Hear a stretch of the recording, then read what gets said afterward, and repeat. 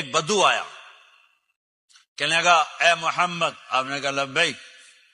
اب بدتمیزی کے جواب ہمیشہ محبت سے دیتے تھے، آپ نے کہا لبیک۔ کہنے لگا 3 باتیں سمجھ میں نہیں آتی تمہاری۔ آپ نے کہا کیا؟ کہ تم کہتے ہو ہم باپ دادے کا دین چھوڑ کر تیرے دین پر آئیں گے، ہم کیوں چھوڑیں گے؟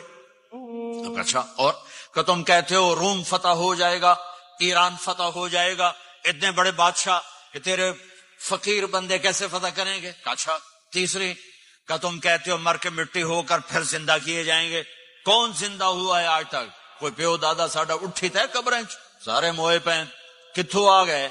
آپ مسکرائے، آپ نے کہا لعلک تطول بک الحیا، انشاءاللہ تیری زندگی لمبی ہوگی، تو دیکھے گا سارا عرب میرا کلمہ پڑھے گا، ایران اور روم بھی ٹوٹ کے آئے گا، اور باقی رہے گی تیسری بات مر کے اٹھنے والی، تو اس دن تیرا ہاتھ پکڑ کے تجھے بتاؤں